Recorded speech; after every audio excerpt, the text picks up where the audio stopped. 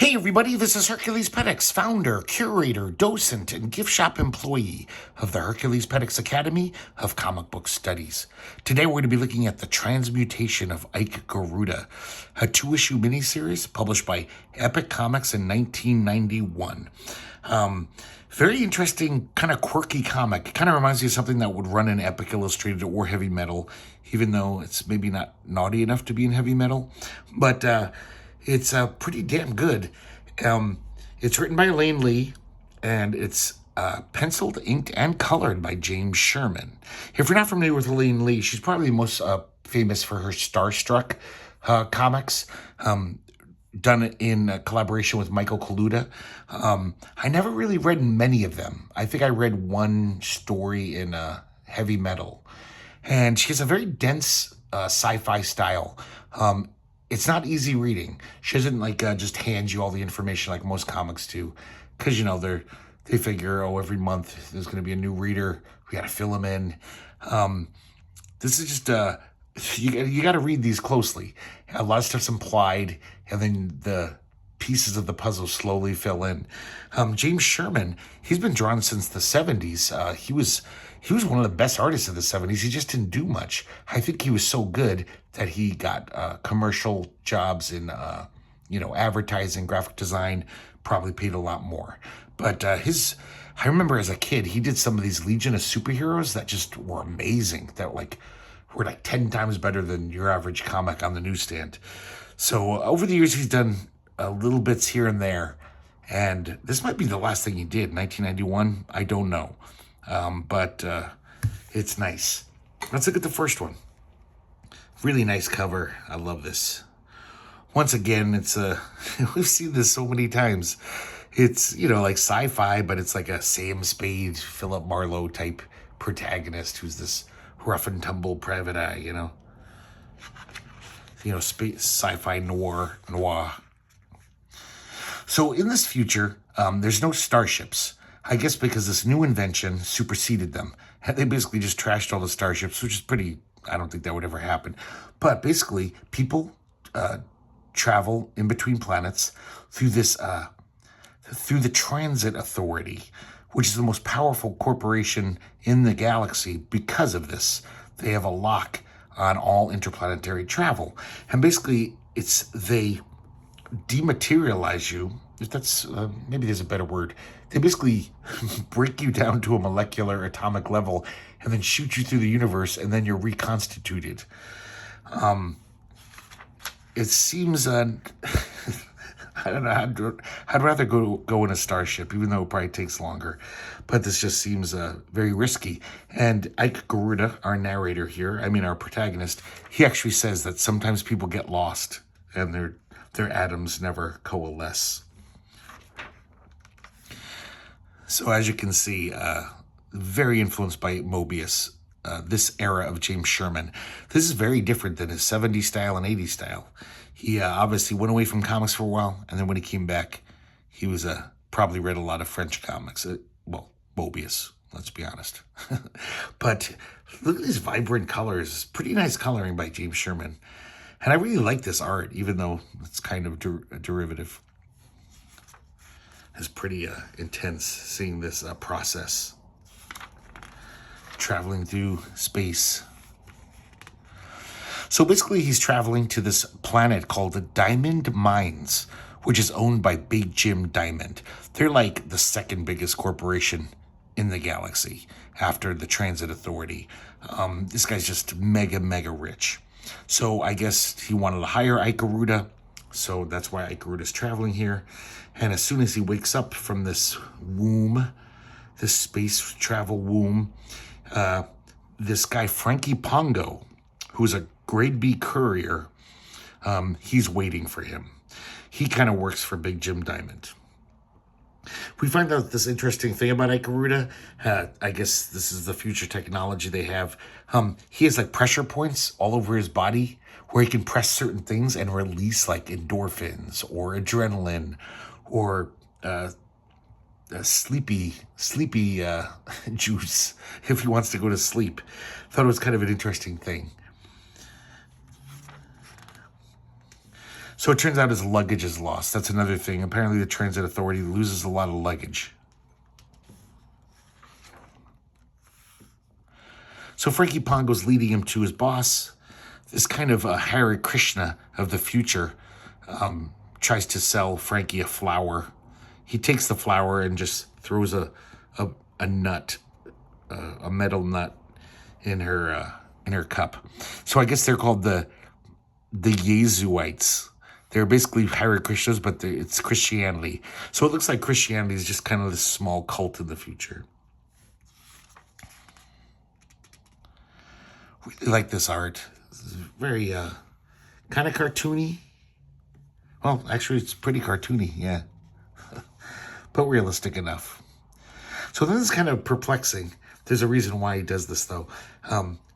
Ike steals the gun of one of the transit workers, slips it into Frankie's pocket, so when they go through security, Frankie's completely decorporealized.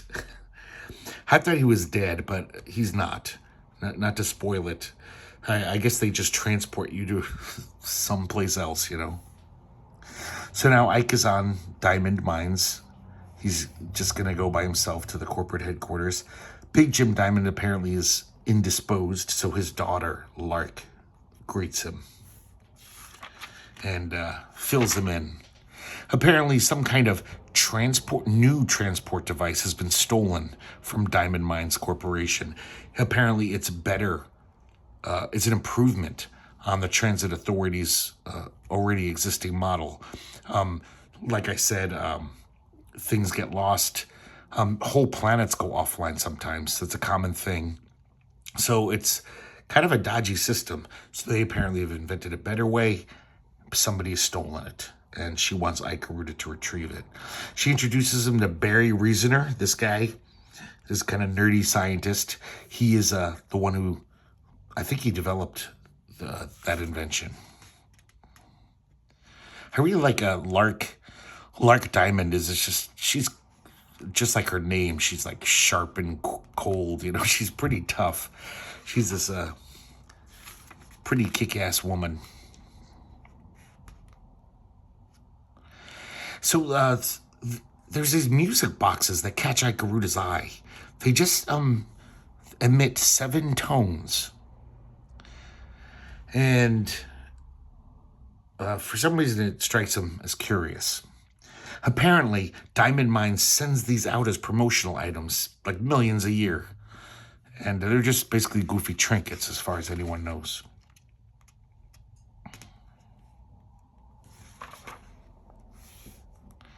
Man, look at these crazy colors. Such a deep blue there. I really like his Sherman's, science fiction art. Just really imaginative. All the architecture, all the crazy inventions, and the craft. It's really kind of fun. Once again, like a great European sci-fi comic. So now he goes to the planet where Cybertronics is based. They're another huge corporation, another big player. And they're basically the ones who make all the robots and whatever body modifications. The guy who owns it, his name is Billy Argent. And he has this degenerative disease. So basically all of his research goes into keeping himself alive a little longer because his body is just breaking down. But he's a genius. And it turns out he's been working with Diamond Mines on this project, a certain project. So Ike Garuda gets some information from him, and he sees more of these music boxes. And Billy says, take one. I'm swamped with them. They just keep sending them, through the Transit Authority. Now we have a flashback here. I guess part of Ike Garuda's past is his memory has been erased. And I think he knows this by the Transit Authority. It's just something in the future that's common. If you do an infraction against the law, they wipe your brain. But it's weird. They don't just cut the memory out. They leave a nagging bit of memory. So it's almost like an itch in your brain. Just like when you have something on the tip of your brain, when you're like, I almost can remember that, but you can't quite do it. So that's basically his brain works that way all the time. He feels like there's something he's just about to remember, but he just can't. I like this 2-page spread. Some more of those crazy colors. So then he goes back to the transit authority trying to find his luggage. Of course, the drone there is not very helpful. So he pulls a Karen and he says, I want to talk to your manager. Turns out the manager is an Ontian. That's an alien race. So Ike Garuda, like any good private eye, he's a tricky, resourceful sort. So he puts this kind of fake tattoo on his wrist. And when he goes to meet the Ontian, he notices it. This tattoo is a military insignia, and basically it shows that Ike Garuda fought in the Ontian rebellion on the side of the Ontians. So, of course, the Ontians are like, oh, you're all right with me. What do you need? I'll do anything I can. So he basically says, find my luggage. And then he notices on a telescreen, he sees Frankie Pongo. So I guess when they zapped him, they just zapped him to the interrogation room. So the Transit Authority security is interrogating him. So he basically says, can I have another favor? Will you help me get, free my friend? So he basically, the Ontian gets him into this interrogation room. He frees Frankie. And Frankie's forever in his debt. He also pins the blame on that Jesuite, the Hare Krishna type woman. So Frankie's in the clear. And he says thanks to the Ontian, and him and Frankie head off. I guess the reason why he planted that gun on him, he said, first of all, I knew that the Transit Authority would interrogate him, and then I could find out what they want to know. Also, the main reason, though, is now Frankie is considers like his best friend because he rescued him, basically. So he's in his debt, even though he doesn't know that he put him in the dilemma in the first place. So now they're going back to the Diamond Mines headquarters. That's some nice stuff. Nice, interesting sci-fi stuff. And Ike Garuda is just snooping around. And I think he's in Lark's apartment.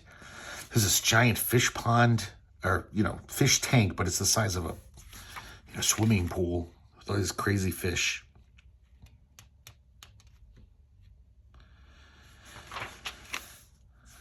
And all of a sudden, this Transit Authority agent falls through the roof, and he lands right in the fish tank.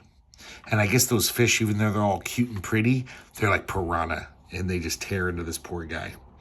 Right then, Lark comes in the room. Strangely enough, her own cat hisses at her, and Ike notices that, but he really doesn't care because he's pretty smitten with Lark already. And she just takes off her clothes. They just get down to it, have sex. Frankie Pongo's all perving out watching them from the rafters.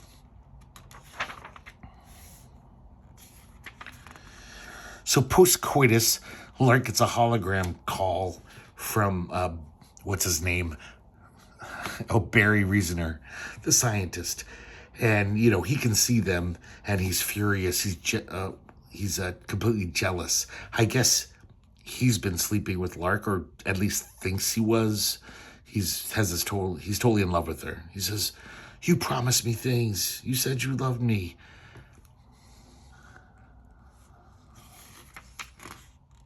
Like how even in the future, people call each other butthole.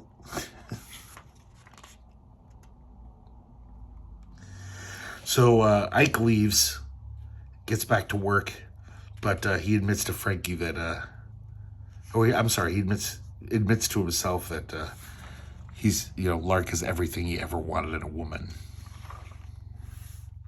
I love this 2-page sequence here. After he leaves, Lark goes up to this crazy tree, jumps into the tank, and roots around the brain of that Transit Authority guy who got devoured by the fish.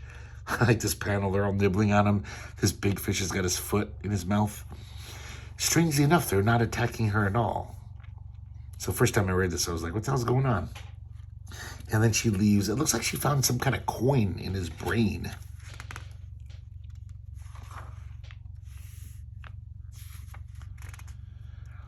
So then Ike and Frankie, they go to this one lab, this part of Diamond Mines, and they find out, they basically break through the computer security. Ike's pretty clever. And it turns out that Cybertronics and Diamond Mines, the project they're working on, is basically to duplicate the minds of couriers. So I didn't mention this. Another big player in the galaxy is the Hermes Courier, corporation. I guess if you really want to send a message that's completely discreet, instead of just calling someone, I guess you could just hack that. There's these couriers, and they convey messages to people. They'll travel across the galaxy to deliver your message. So basically these couriers, these elite couriers, they're, the paragons of discretion. They never reveal, divulge a confidence or reveal their message to anyone. But with this new process, the Transit Authority could copy the mind of a courier and get the confidential information from them, which would give them a huge edge. They already have an edge, but then it'd be even more powerful. And then he's in this, as he's leaving, all of a sudden he gets, the door closes. Ike Garuda's all alone, and the anti-gravity comes on. And we see Barry Reasoner. I guess his jealous rage has gotten the best of him. And he's basically trying to kill Ike. He's got this laser gun shooting at him. I like this heroic looking panel of Ike.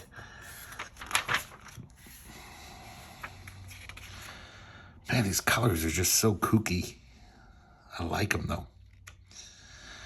And it looks like he's about to be turned into mincemeat by these lasers. And then all of a sudden, Lark comes out of nowhere, breaks through the glass door, leaps up into the booth that Barry's in, and takes him out. Well, she breaks through the window, and then Ike takes him out. That's some fun stuff. That's a nice little action sequence there.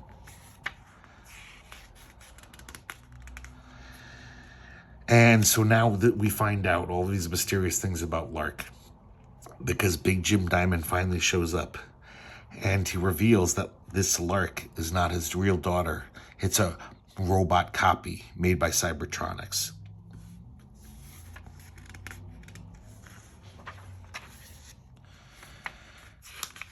I really like her. It's an interesting robot personality where she's like, yeah, I can't really understand my, Lark 1's, she's called Lark 2, her feelings, but I am motivated by curiosity. So she has this weird incipient sentience. She's not just like a dumb robot. So Ike Garuda goes back to the Auntian at the Transit Authority and basically says, I need another favor. The Auntian says, I'm on to you. You didn't fight in the Auntian cause, but you know what? I'm going to help you because my planet's been off the grid for most of my life. I want to go home. Like I said earlier, the Transit Authority, sometimes, because it's a faulty system, whole planets will just go offline. And the people there are stuck, and nobody can go visit them. So this guy's been able to go to his home planet and whatever, forever. So he figures if Ike helps him, he'll help Ike. So Ike says, I need a special package delivered through Transit Authority. Because he has to go to Vine's world, the pleasure planet. Man, there's a nice panel there. You can totally see that James Sherman was like Howard Chaykin's studio mate. They shared a studio. Some of this stuff kind of reminds me of Chaykin, even though the style is very different. So basically what was in that suitcase was Lark 2. And I guess there's also this thing where Transit Authority, it's against the law to transport any non-humans, like a robot, through their space travel gizmo. So that's why this was a big ask from the Andean. So Frankie Pongo decides to take some kind of weird sci-fi bath. I don't know, it's like a weird jacuzzi maybe. And then all of a sudden this naked woman drops in after him and starts garroting him. And that's where we leave him. And then we see Ike. And as Ike is in this elevator, this hover-vator, whatever the hell you call it, zero-G elevator, he figures it out. At least one piece of the puzzle is the this new platform, the travel platform that got stolen. I mean, that's another thing. You can't like take technology through the transit authority. I don't know why, but you can't. But he figures out that those music boxes, that's how they've been smuggling out this this new invention. They've been little pieces are in each one, but he doesn't quite know how it all works. It's kind of interesting. In the back, they have, I don't know who this is, but photos of Ike Garuda, and it's an interview with Ike Garuda, a supposed interview. It's pretty dumb, but just weird that they did it. Number 2, another really nice cover.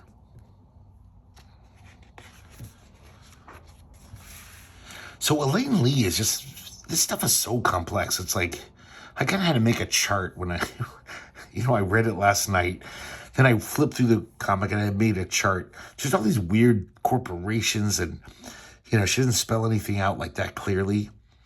But a lot of neat ideas in this sci-fi world.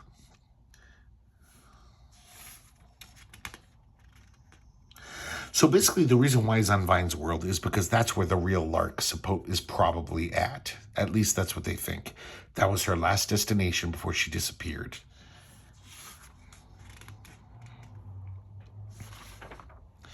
So he gets to Vine's world. He meets Liren Vine, who's the owner of the world. So I guess she's a pretty big player too. She owns her own planet. And basically all these bigwigs from throughout the galaxy, from the Hermes Courier Corporation, from Cybertronics, from the Transit Authority, they're all here. It's almost like a big party, but of course everyone has their own agenda. Meanwhile, back to Frankie Pongo. He's getting strangled by this woman, and then all of a sudden a hand reaches in and grabs her hair by the hair and beats the crap out of her. Turns out she's from the Transit Authority. She's an assassin. And look who it is. It's Lark, but it's the real Lark. It's Lark 1. So now I'm back at the party. All these guys are like basically trying to prove that they're not part of this big conspiracy. Seems like Ike Garuda has so much power. Like everyone he meets is the most powerful person in the galaxy. You think these guys would just be like, I don't want to talk to you. You're a private eye.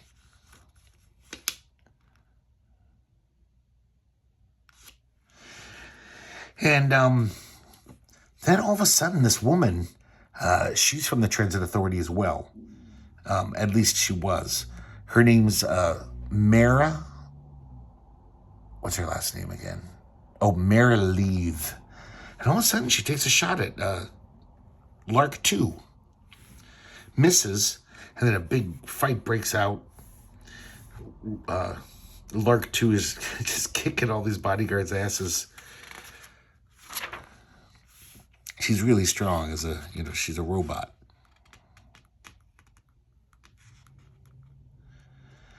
And then that Ms. Leave, Mara Leave, she kills this bigwig from Vine's world.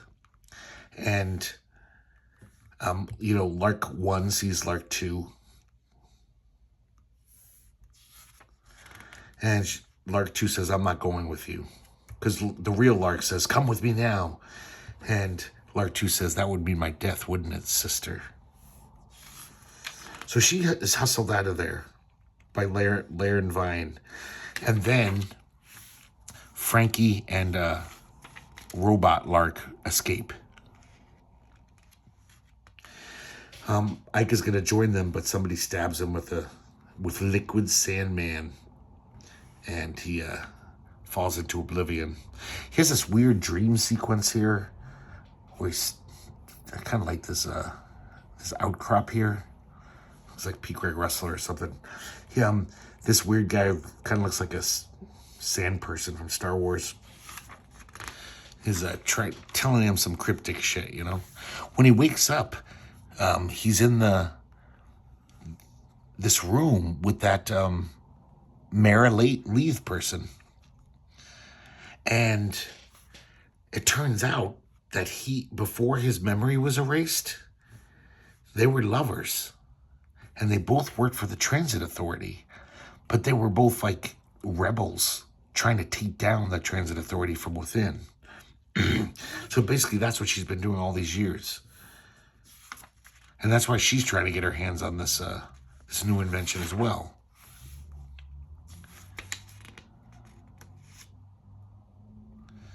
She needs a platform for her cause, she says. And Ike doesn't know what to think. But then it's kind of a moot point, because all of a sudden Robot Lark and Frankie run into the room, attack the guards, attack her people.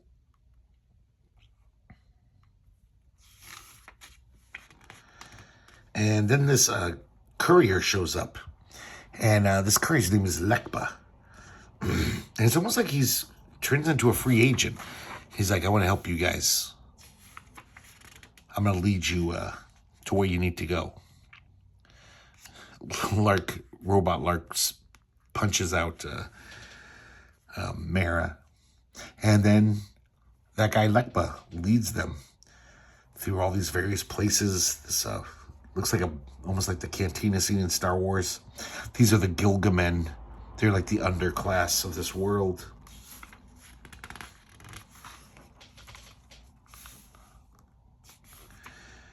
And there's this underground tunnel. And finally, he leads them to this.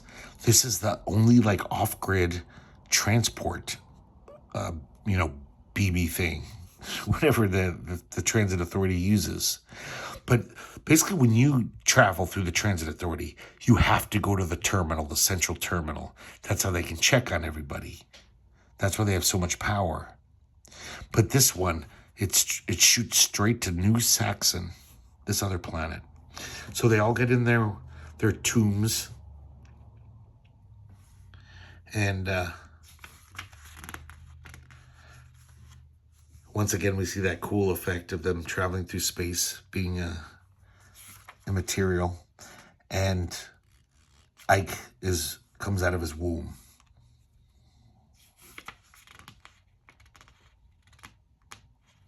A courier is there waiting to meet him with a message from Billy Argent. They are from Cybertronics.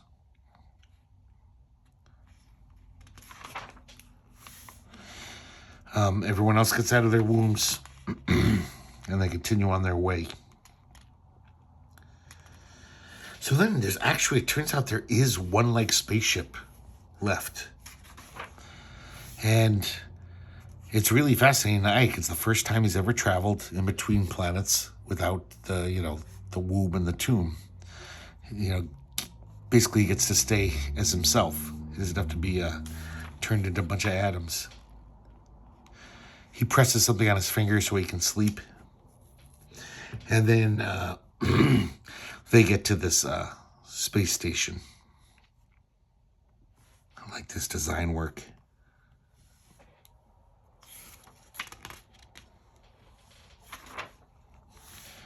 And it turns out this is Swan, Alex Swan.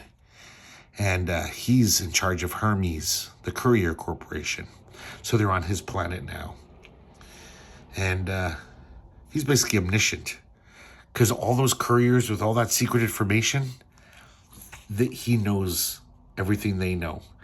I guess having to keep secrets your whole life, eventually you just, you're going to burst. You want to tell someone about it. So they all tell him. So he knows all the dirt on everyone in the universe. I love this character. It's like his bodyguard. She's kind of like this angelic being. It almost looks like Joe Kubert draws her. And a lot of these panels with her, it's like, oh, wait, all of a sudden Joe Kubert's drawing.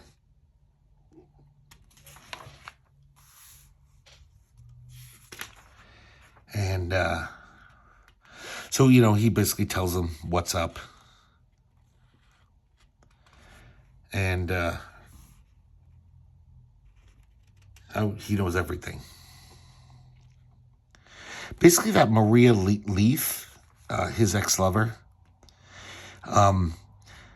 she went against the transit authority. But it turns out she wasn't telling them the whole truth. He wasn't into it. He was a total square G. He was a total loyalist to the corporation. So she basically pinned, when she got caught doing something, she pinned it on him. That's why his memories were erased. And he talks about the music box plan, how, the transit authority was so used to seeing them being transported, because there's millions of them, that they didn't really inspect them. So that's how they made the platform. They smuggled it off of diamond mines. See, doesn't that kind of look like weird Kubert? It's different, but it's like, has this wispiness of Kubert. Joe, I mean.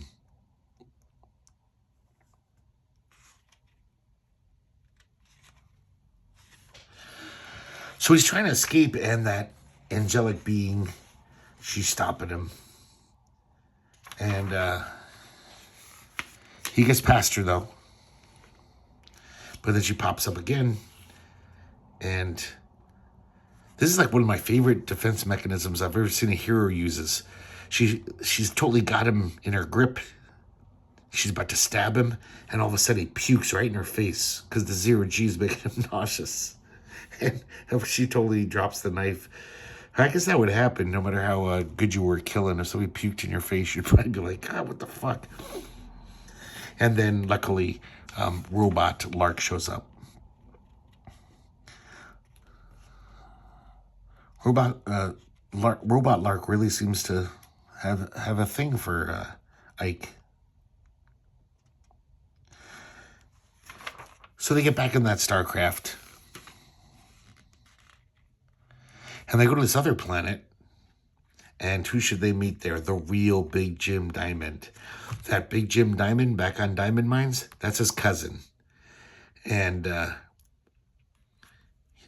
don't know why. It's kind of confusing. And we also see the real Lark, the daughter. So apparently all of the information is in Lark 2. The whole, basically the blueprints for the platform. And they extract it from her. Some of this looks like Dave Gibbons to me. That could be the comedian, a better looking comedian from The Watchmen. Also, I see Ernie Colin a lot in this. A lot of Ernie Colin.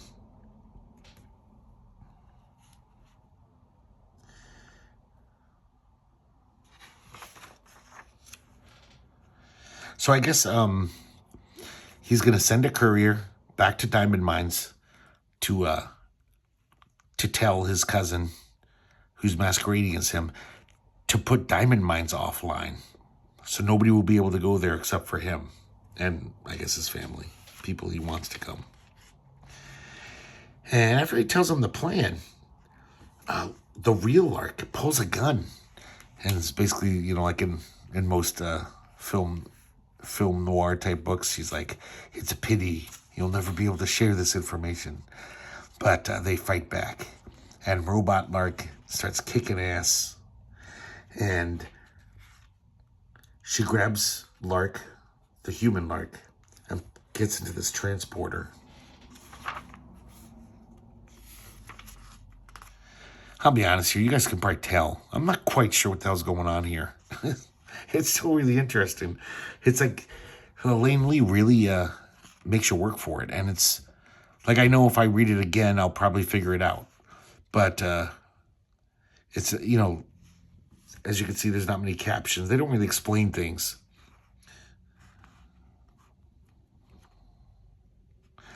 And so Alex Swan, the guy from Hermes Couriers, he basically gives Ike this kind of like a controller so he can access this platform, this revolutionary new transportation device. Now back on Diamond Mines, human Lark is trying to get back there in time because she's got to stop her cousin, her uncle, I should say, her uncle from making it offline because the plan has changed now. So I guess there's a lot of Larks. The rest of the comic, they don't really talk about how there's it looks like there's 100 of them, all these robot women. They're like the militia. Oh, and we see, there's a, what's his face? Barry Reasoner. Barry Reasoner's sleeping with one of them.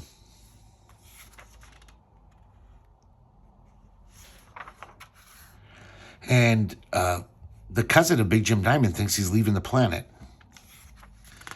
But then he gets the holo message from his cousin, the real Big Jim Diamond, and he says, there's been a change of plans. Planet's going offline, and you got to stay there. And he's like, I'm not going to stay on this planet for the rest of my life, because that's what that would mean. There's no way off, since there's no starships left. And so all the robot women are heading out to enforce Big Jim Diamond's orders, and he loses it. He gets a gun and starts killing these robot women. It's so gory. He starts chopping them down. Look at this. It's nasty. But, there's too many of them, and they're too strong. I love this. One of them just grabs him and snaps his back like a twig. And then they continue on their way. They're robots, so they don't feel emotion. They're not crying or anything. So the real Lark gets there in time to see her uncle dying. And I gotta be honest, guys, I'm not even sure who they're fighting. I don't really, I gotta read this again. So then Barry Reasoner, he sees a robot head. I think he somehow knows. Oh, she's actually calling out to him. She's saying, Barry, I love you. Barry, pick up a gun. Take out the depot, Barry. And he just starts firing at other robot women, which I don't really get why. And then he takes out the depot. Now we see Ike Garuda, and I guess this is that new invention, the new platform. You basically travel just in spirit, so it doesn't break down your body. I don't really see the difference. Obviously you're not turned into a skeleton and turned into atoms. But, yeah, I'm not quite sure. It's better, though. Let's just, that's what's important.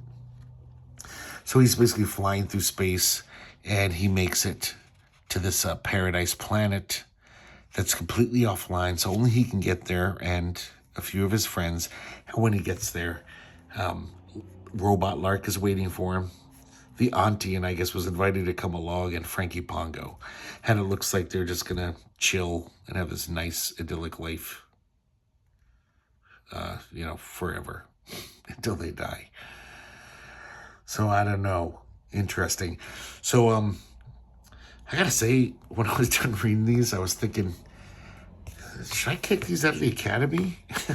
I really like looking at the art. It's just very pleasing. And the story's very interesting.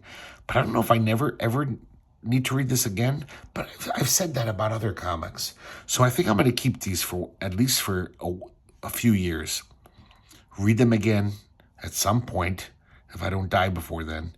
And I have a feeling that there's a chance that I could like this a lot more when, the second or third reading. This technically is the second time I've read it. I read it when I first bought them, God knows how long ago. These were always in quarter bins. These were very cheap. And so that's where we stand. It's definitely not one of the better comics we've looked at, but I think it's pretty damn good. And so it's got a lot of virtues. But Elaine Lee's writing, I think there's a reason why I never read Starstruck. I think I bought an issue when I was a kid, and I think I didn't like it. And I don't know. It's I thought there was a lot of kind of funny jokes in here, clever ideas. So I think Elaine Lee's, she definitely has virtues as well. But I don't know. Her stories are always a little opaque and kind of hard to follow. And that could just be because I'm dumb. And that's very likely because I know I'm not that bright.